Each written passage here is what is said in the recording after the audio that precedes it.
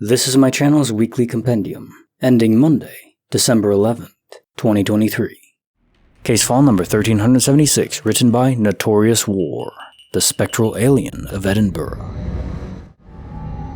It's September 1st, 2020. I'm back home. My stepfather was going through the end stages of really bad cancer. Unfortunately, he passed about a year ago now, and I'm there helping take care of him. As my mother had also passed just 6 months before this. It's been a bad couple of years for my brother and I, but into the actual story. It's been a very long day for me. My father is fading fast, and his medications are providing little respite to him, and it just feels like there's little we can actually do to help. I've made it very clear to my brother and remaining family, if this sort of thing ever happens to me, to be kind and let me go, or if needed, help me find a way to end my suffering, as it's not living, it's just existing. It's getting to about 2:15 a.m., and I'm stressed out but not tired, and I decide to step out for a smoke, onto the wraparound balcony of the building my parents' house is in. It's a 22-story building, and there are 11 up. It's in Edinburgh, Scotland, the very north of the city. Edinburgh is a very green city, plenty of grass and trees, many of them over 150 years old and tall and strong. I'm on the balcony, leaning on the railing, smoking away, thinking of nothing, enjoying the early morning air. The morning is cool and fresh, with no trace of breeze, and the promise of a lovely day. As I stand there, my gaze roves over the streets below, the estuary of the Forth River less than 3 miles away, and I'm just daydreaming and kinda vacant, and my gaze passes over a nearby tree, a tree I've seen so many times I no longer even see it. I barely register its presence at all, even though this tree is actually just as tall as the landing I'm on, and probably only 15 to 20 meters from the building at the nearest point, and my brain sort of nudges my mind to tell me something is off. I look again, and it occurs to me that one of the upper branches, maybe about 30 centimeters wide, is sort of bending downwards at a strange angle, like there's weight on it. I scan along, and there's no reason for this that I can see at all. I stand straight, no longer leaning on the railing, and all the hairs on my arms and the back of my neck raise up, and I get that being watched feeling. My heart starts to race a little, and the adrenaline rushes through my system, and yet I can see nothing to cause this, but I most definitely feel there's something wrong here. As the hairs all stand up, I'm taking a more thorough look at everything in my direct vicinity, and I see it. There's like a slight sort of haze. About 3/4 of the way along that branch, I noticed. I remember tilting my head, just the way you see a dog do when it's looking at you trying to work out what you're doing. And as I'm staring, trying to distinguish if I'm just tired or what, it moves. What resolves in front of me, less than 20 meters, is a large humanoid outline, far too large to be supported by the branch it seems to be on. I say to myself, what the frick? But I don't get to finish the thought, as I hear a sound and the thing goes from crouched to fully standing, and is well over 7 feet tall, and I'm 6'1" myself, so not short, and it's very easy to see this is very much bigger, not just taller, bigger in every way. It's still just outline and haze, but the noise it makes as it moves when it's realized it's been seen, I swear, is the exact sound you hear when you watch a Predator film. The long, drawn-out click, click, click in rapid succession. This thing takes 2 or 3 steps along the branch, parallel to the balcony I'm on, and then it simply steps off the branch and drops. I try to follow it as it descends, and as I lean forward and look down, I see a neighbor directly on the level below me, about 5 feet to the right, also watching this thing plummet.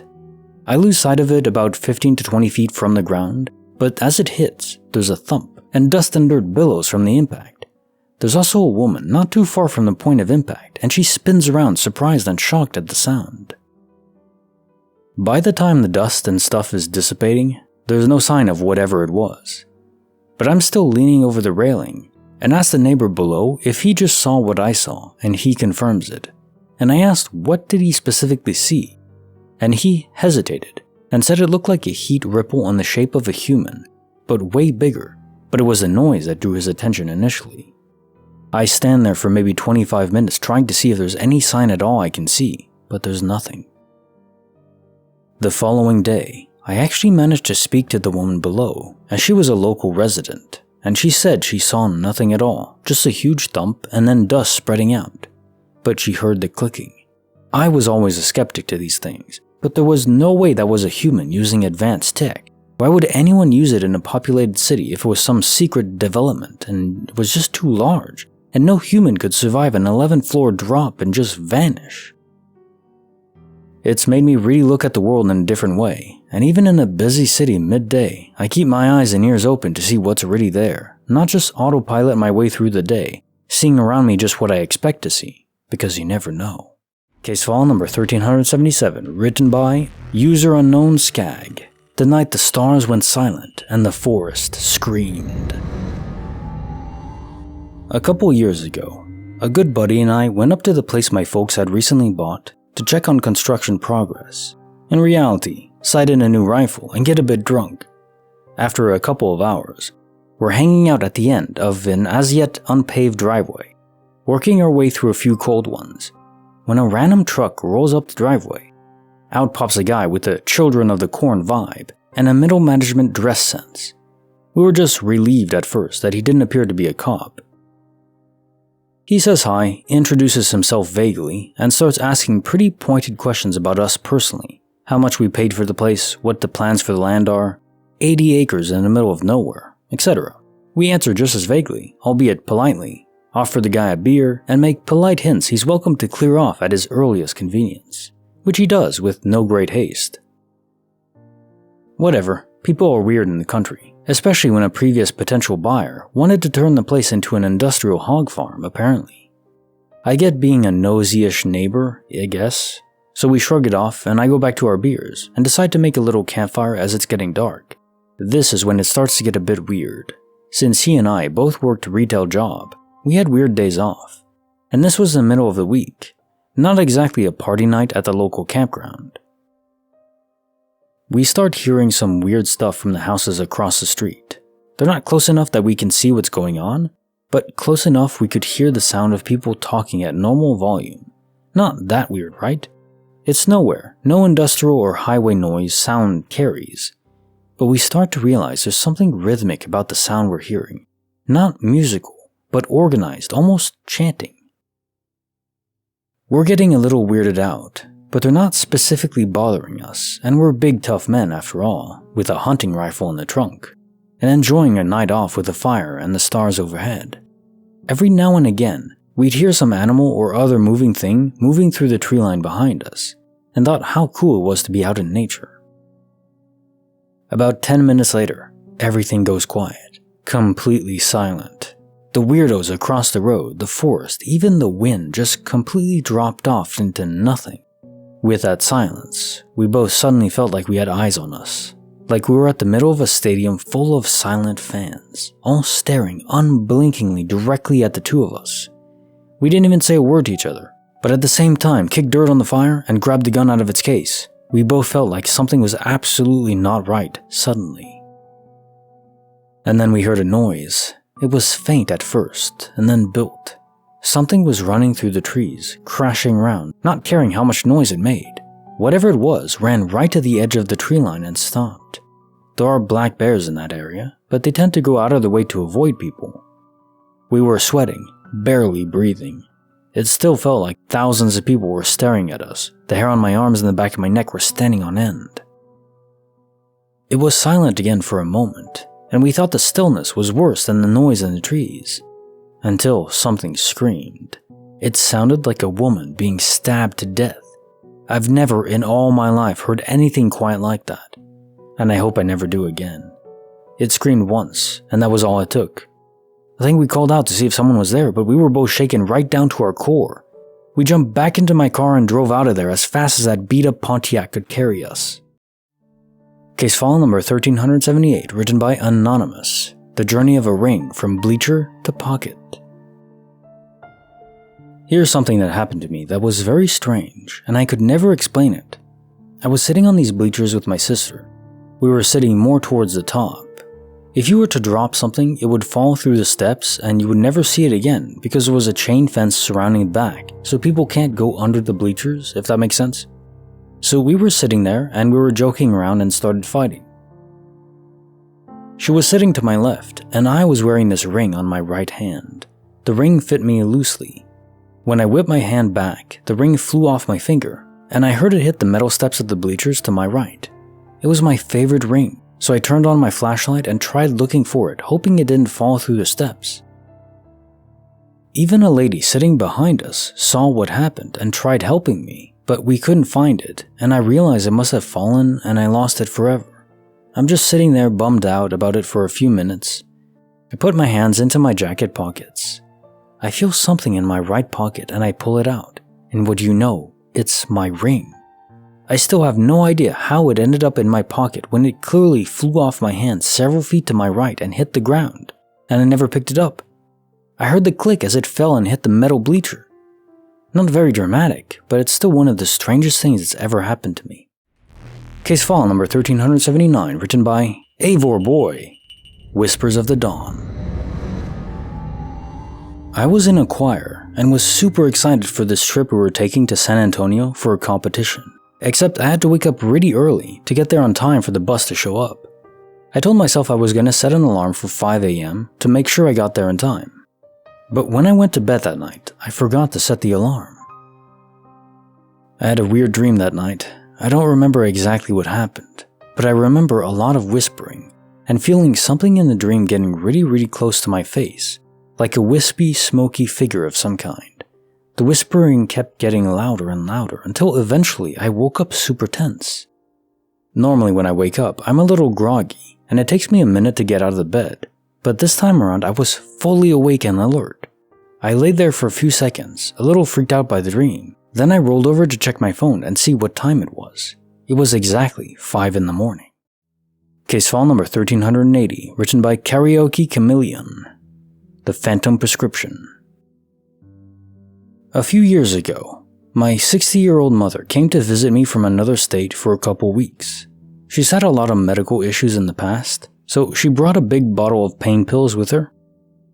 A few days into the visit, she goes to take her next dose and can't find the bottle anywhere. She always put it in the same spot on the coffee table every time she visited. No one else had entered my apartment, and I didn't have a pet that could have hidden it somewhere. It made absolutely no sense.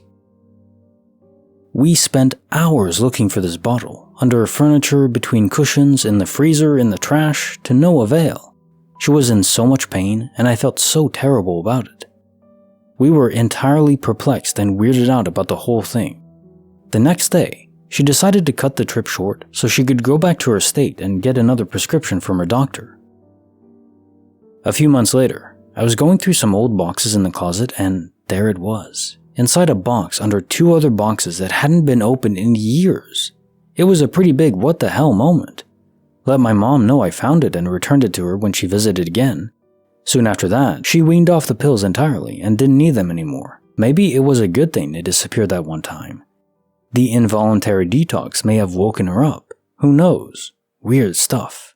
Bonus file written by Fox42. Father unleashes spirit magic on skeptical teen. The time my father used spirit magic to answer questions I had written down and kept on me without his knowledge. This happened when I was a late teen. My father had been writing down musings during the evening, and they were very metaphysical in nature.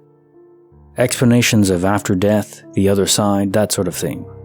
I was skeptical about all this type of stuff, so I came clean to my mother about it. To this day, she's still very devout in this belief that Dad is a medium. She challenged me to go into my room and write down questions. Dad was out working a job at the time. I did as she asked. I locked myself away in my bedroom, hand-wrote a bunch of questions I had about the other side and such, and folded them up and kept them in my back pocket of my jeans the rest of the day.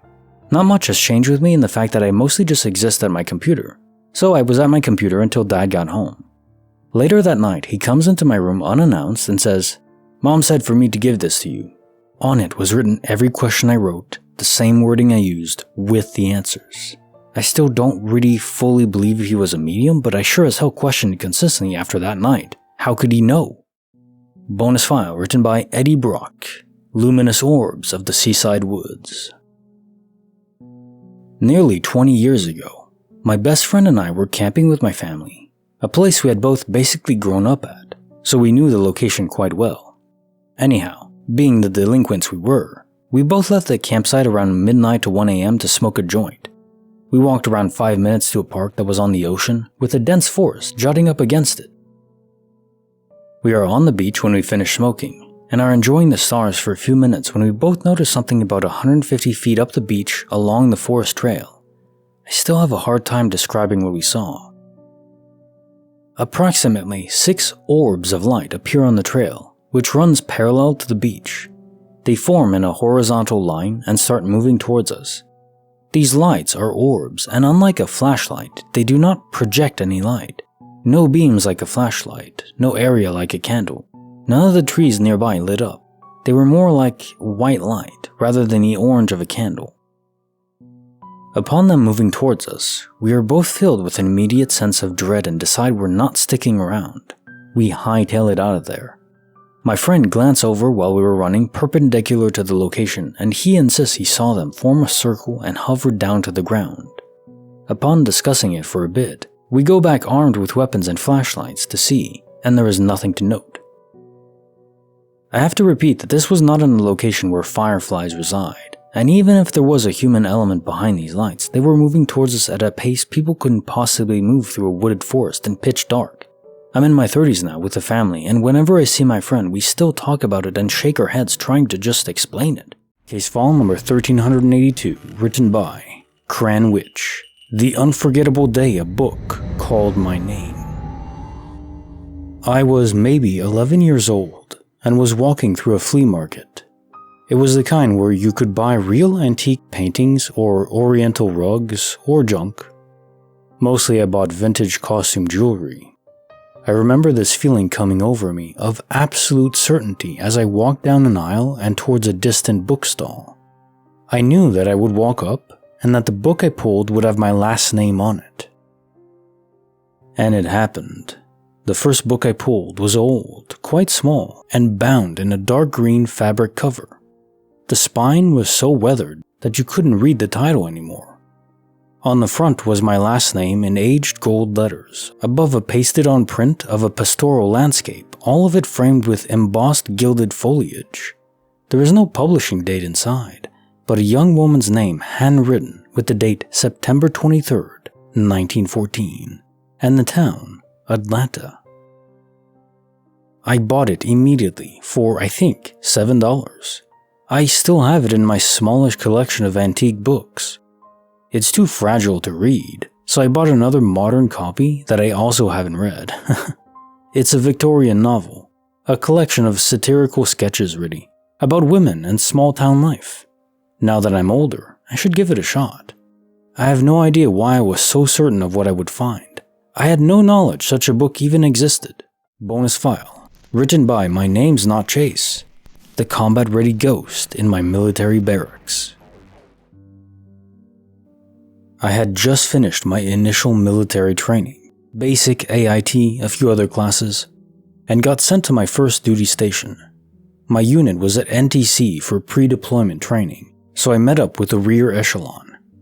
I was issued my room and spent 3 very disturbed days and nights in the barracks with weird stuff happening like gear not where I left it, locked drawers being opened, the microwave turning on by itself, crap like that. My roommate, who I knew throughout training, showed up on the 4th day and I told him something along the lines of, "Watch your crap. Someone's been messing with my stuff and I don't know who." So the 4th night comes around and myself and my roommate secure our room and gear and go to bed. I gotta be up at 05:30 for PT, so it's an early night. We lock all our stuff and go to bed. I woke up around 0100 because my blanket had fallen to the ground and I was cold, which was weird because we were in the south in summer, so it's always hot. I hop down to get my blanket and I notice my armor is open. So I open the lock, close it, lock it, and get back to bed. I fell back asleep pretty easily, but I woke up again at about 02:30, and all my stuff and my roommate's stuff was thrown around the room. I wake up my roommate and he's pissed because someone is messing with us and I can't figure out who it is. We clean it up, lock our stuff, and go back to bed, and was not alone. I can hear my roommate snoring, so I know it's not him. I sat up and saw someone in the little kitchenette area with the fridge open looking in it. I was freezing again.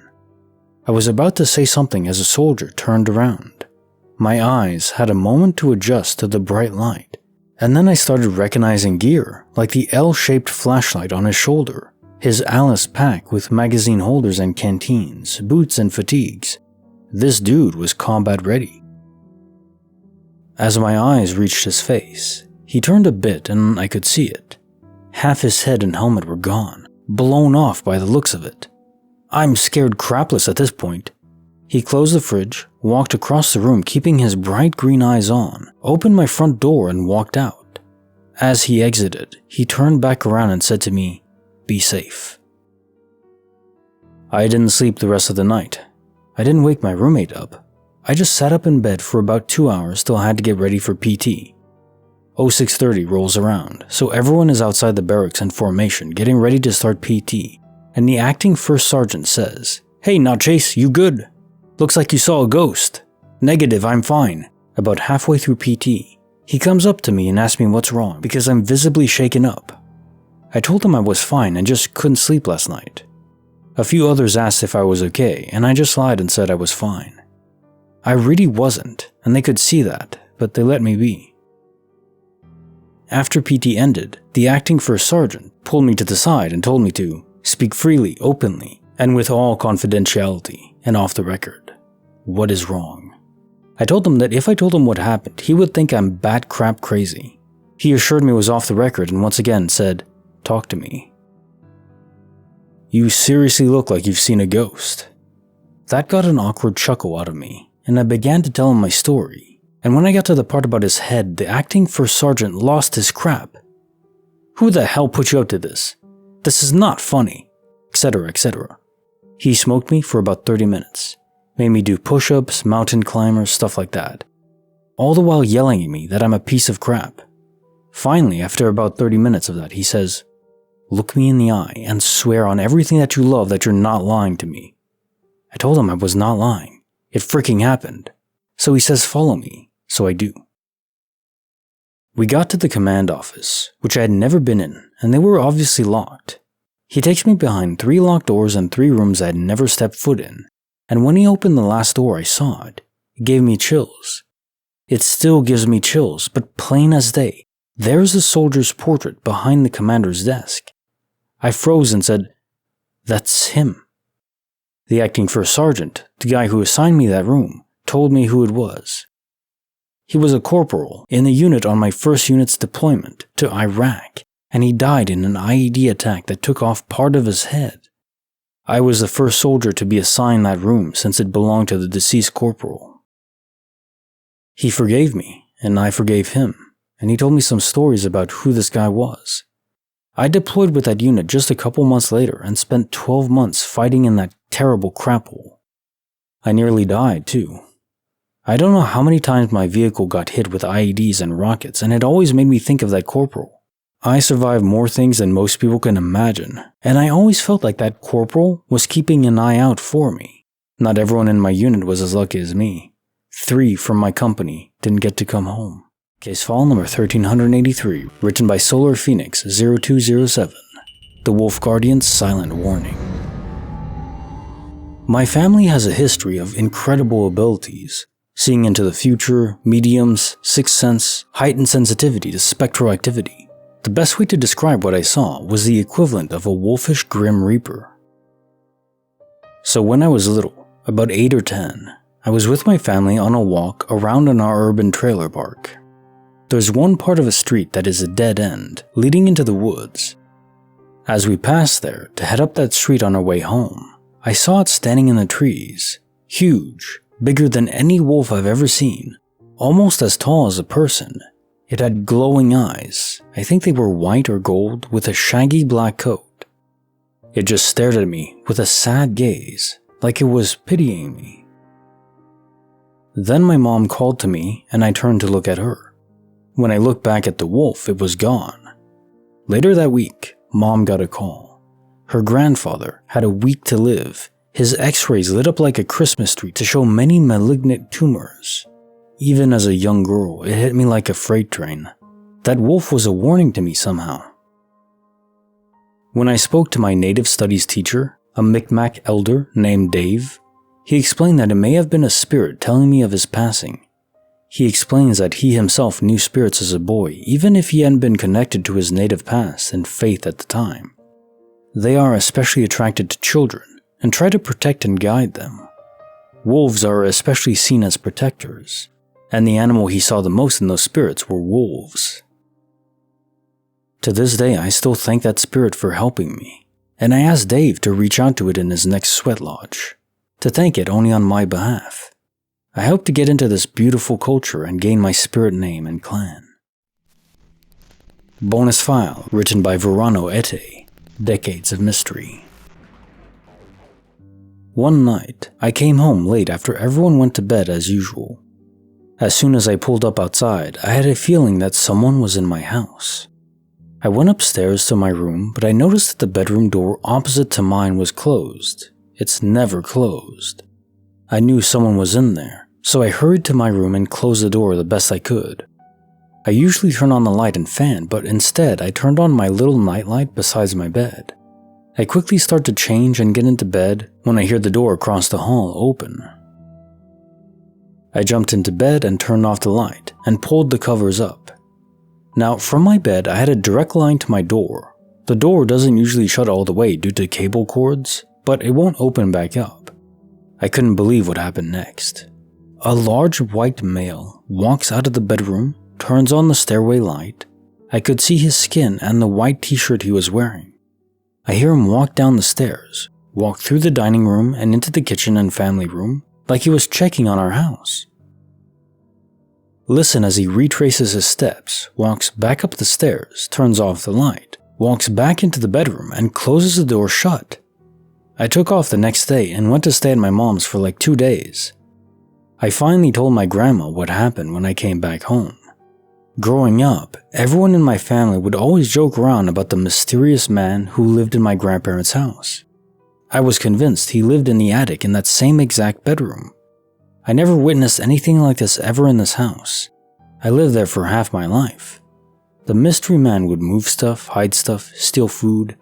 This went on for decades. Well, years later, I moved back in for a while with my small child. I've always been a night owl, so I'm the last to go to sleep. I would be sitting in the family room watching TV, and I would see someone walking through the dining room. I thought it was my grandma, and would expect her to walk right through the kitchen, but nobody came in. I would see this out of the corner of my eye a couple times per week. I moved into another place that I'm also quite convinced is haunted as well. I can't escape it. Bonus file, written by Lucifer's First Lady. I met my grandmother's ghost in a red trench coat. Growing up, I have always had very unexplainable things happen to me, or have seen very paranormal things. Once at about 13 years old, a woman with a red long trench coat and a purple bowler hat with a freshly picked flower in it, who had beautiful gray curly hair, appeared in front of me. As I was sitting on my bed, the woman smiled at me and said, "You look just like her, don't you? Will you tell your mother I love her with all my heart and to not be sad she wasn't there to say goodbye?" Me being absolutely dumbfounded, I closed my eyes and opened them again to make sure I wasn't dreaming. When I opened my eyes, the woman was gone.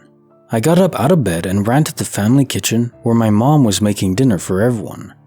In tears, I cried to my mom with hysteria, describing the strange woman that I had seen. I will never forget her face dropping and the tears welding up in her eyes as she told me that it was her mother who just visited me. My mom never got to say goodbye to her before passing away from lung cancer, or got to attend her funeral, who had never met as she died when I was a very young child. My mom then proceeded to tell me that she sees her in the same form from a distance waving to her. Then when she blinks or takes a double take, she's gone. My mother then proceeds to sit down and tell me that my family's history, that all the women in my family have had all type of psychic ability that all seem to start from a young age.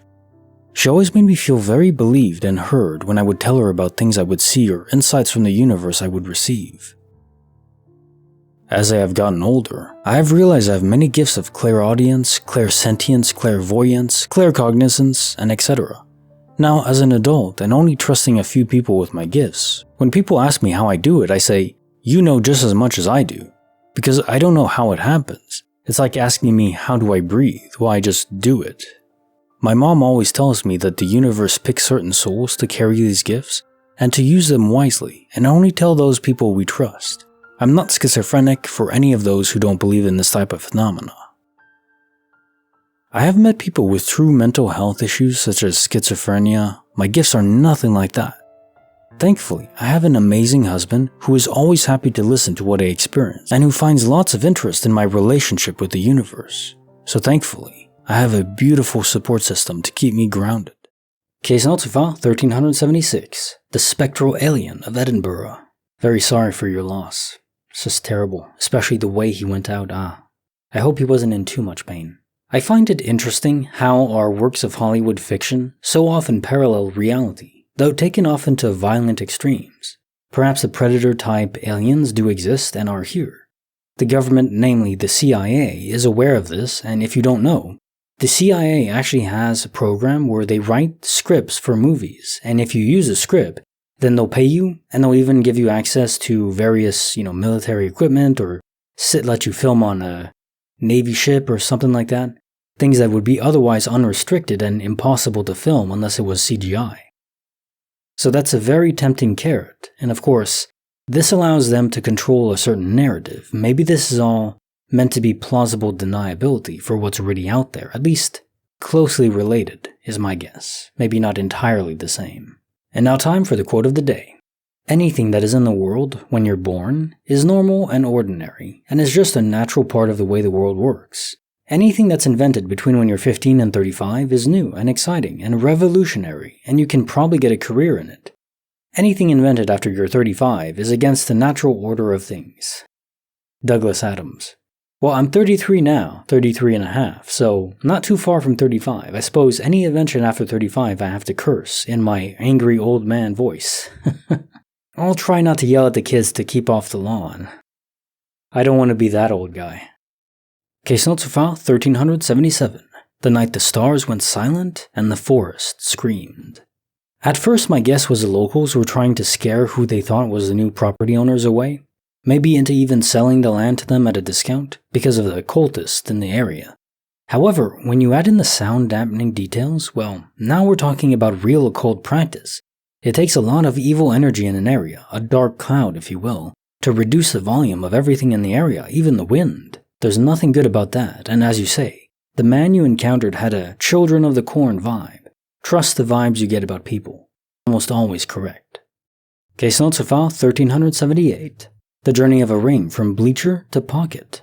I think we can all agree this was no accident or even a random glitch. It had to be willed. Someone or something wanted you to have your ring back, guardian angel maybe. The ring probably had great significance to you, maybe even bound to a grandparent that is lingering behind and tethered to it. Maybe it was a grandparent. That'd make the most sense to me actually. Not just in returning it to you, but also ensuring they're not stuck wandering around a Bleacher for eons. No, they'd want to be with you. Much more interesting. Now time for the quote of the day. If you want to tell people the truth, make them laugh. Otherwise, they'll kill you. Oscar Wilde. Yeah, he was pretty good at that, wasn't he? I think the best person I've ever listened to be able to do this is George Carlin. Basically, his whole act was telling the truth, slightly exaggerated, in a great delivery. And it worked. It really did. Not too many comedians do that, but some do, and man, it's just... all comedians tell the truth that is exaggerated, but if you're talking about some grander scale truth, political truth, religious truth, whatever it may be, or at least how you believe it, something that makes sense to you, if you deliver it with a spoonful of sugar, it does help the medicine go down. No doubt about that. Break the ice with some humor. Never a bad call. Case notes file 1379. Whispers of the Dawn. I think this could be your own subconscious feedback looping. Your own brain trying to wake you up at exactly when it knew you had to be woken up. And it's really something we can actively train ourselves to do. It's really cool. It's a circadian rhythm alarm. Basically, you think very hard about a specific time just before going to bed. This forces that memory to be cataloged by your subconscious into the dream state and increases the chances of waking up at that time naturally. And if you do it enough, you train your whole body to respond to that specific time. We have our own internal clock of sorts, so it works well. Much better than artificial alarms, at least for me, since I always hit the snooze at least 5 times if I have to set an actual alarm. Don't like that. Case notes for file 1380, the Phantom Prescription.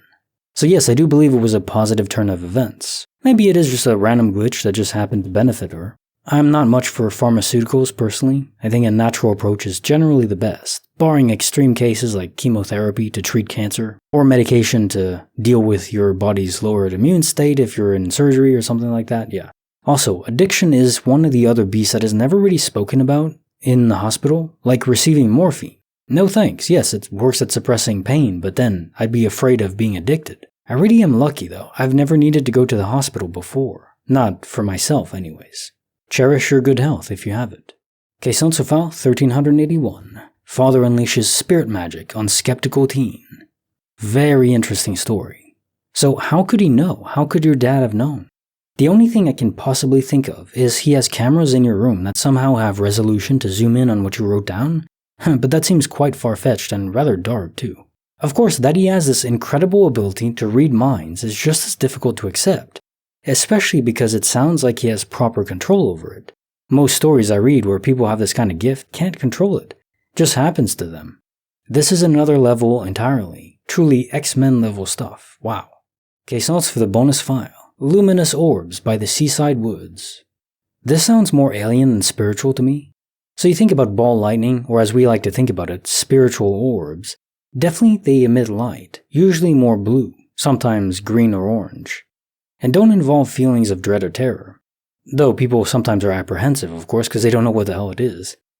Nor are they usually in large groupings like this, moving together. So aliens? Maybe. Perhaps a ship of which you could only make out the light fixtures.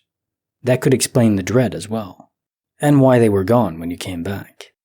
And now time for the quote of the day. A compliment is a gift not to be thrown away carelessly, unless you want to hurt the giver. Eleanor Hamilton. You know, I've been trying to give out more compliments lately, and I don't think people expect it. These days it's pretty rare. To just compliment someone for something true that you think is pretty cool about them, with no ulterior motive, just because you think it makes sense to say. That positive reinforcement, it translates over time, it ripples out, it amplifies. If people carry it forward, well, there's no telling how much a single compliment can change the world. Give it a try. And yes, if you are complimented, say thank you. That kind of positivity should be reciprocated. Case notes for file 1382. The Unforgettable Day, a book called My Name.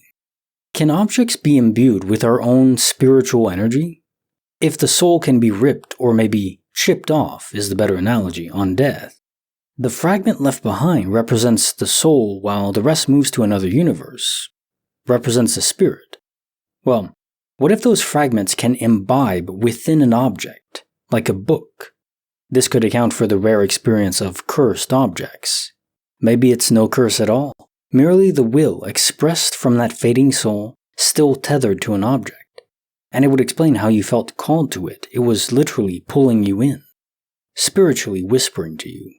Amazing how many allegories this kind of thought can tether to in our folktales and fiction. Lord of the Rings, for example, of course, though in this case, on a far more positive note. Not pure evil within a ring. Case notes for the bonus file. The combat-ready ghost in my military barracks. Given the manipulation of all the gear in the barracks, my impression is this ghostly soldier thought it belonged to him. Indeed, given that it was his old bunk, it makes sense.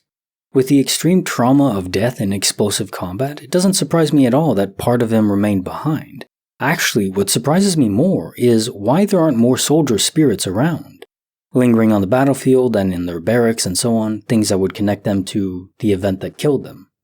I mean, given that nature of their deaths so traumatic, I'd imagine all these places to be hotbeds for this kind of paranormal activity.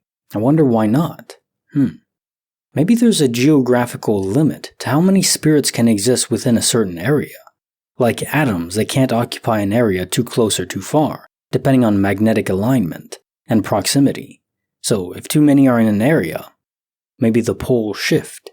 There could be a kind of spiritual force that keeps spirits away from each other, or in some cases maybe pulls them together, just like magnetism. And your first sergeant's reaction screams to me that he knew right off the bat you weren't lying. He just couldn't accept it initially. Was too painful. Needed a moment to process it. And now time for the quote of the day. When everyone is against you, it means that you are absolutely wrong or absolutely right. Albert Guinan. Reminds me of the Albert Einstein quote as well of, why 100 people against me? If I'm wrong, one would suffice. People are safe in numbers, of course, and if you have the same opinion as the tribe, you'll feel more at ease. It's very difficult. There's actually an experiment, a social experiment done on this. It's called the ASH, ASCH. And the point of the study was to determine if someone, an individual, just one person, knew something was wrong, would they have the mental fortitude and just the audacity in a certain frame of reference to go against the group. So the study was there'd be a classroom, the teacher and all the other students would be in on it, just one person wasn't.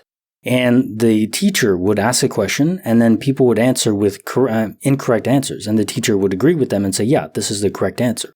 So how many people would be willing to say, when they're asked their turn, what is the correct answer? How many people would be willing to say, that's the incorrect answer, this is the correct answer? When the entire classroom and the teacher agree, this is it, it's X, are you willing to say why? If you know to your core that it's correct. Most people won't. And it's not really a judgment on them. It makes perfect sense in evolution because most of our being is about fitting in with the tribe. It was so powerful to be connected with other people in that way. Connect with their thoughts and the group's opinion because they were just safer in numbers. So rocking the boat, so to speak, was not a strong strategy in terms of survival. So most people are not evolved for that. It's very rare to have people that are willing to say, no, the answer is why. Of course, that doesn't mean that if everyone is against you that you're always correct. So that's the other issues. Having the ability to stand up for yourself and say what you believe is true, even against everyone, but also the ability to introspect and analyze your own thoughts and opinions and say, okay, am I actually correct? That balance, always back to balance, right? But that balance is not easy to pull off. But hey, if you have the baseline ability to stand up against the crowd, against the group, there's a lot of potential in that. It's something very important, because if everyone is just yes men agreeing with the group, then there could be serious flaws in that, because maybe the group is wrong, and if it is, then everyone's basically walking off a cliff, because other people are too. That's not good. Question to file 1383. The Wolf Guardian's Silent Warning. I wonder at what point in our culture did wolves start to be perceived as a negative omen? If you think about it, it's rather odd. Wolves have been part of human society well before the agricultural revolution, when we were no more than hunter-gatherers, tens of thousands of years ago.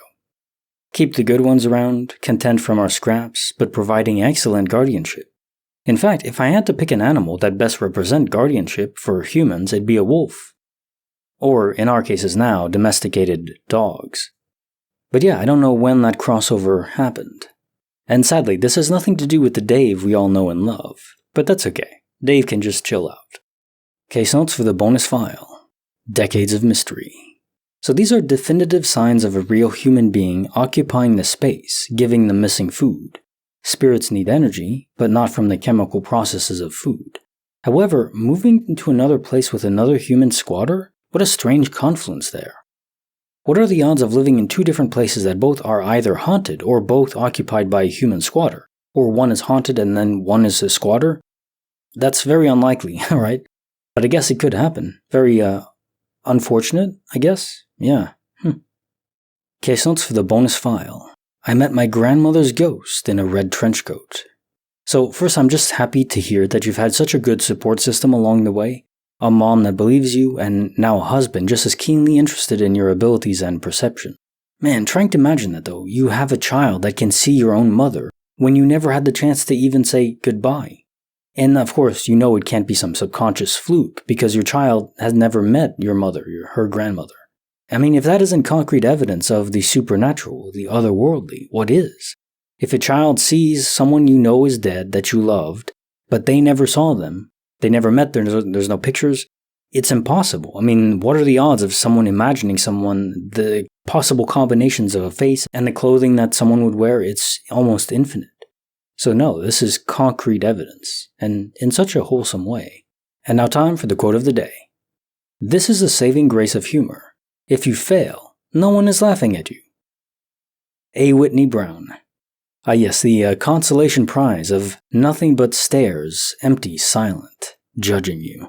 Is anyone else afraid of speaking to a crowd? Not just as a comedian, but just in general? You have this idea that you get up there, you say your piece, you express yourself, and then everyone is just like, okay, so was that it? Do you have anything else? Or we're just gonna kind of stare blankly at you? Now that is the stuff of pure terror. Like the video, subscribe, hit the bell. Kinetic Symphony signing off.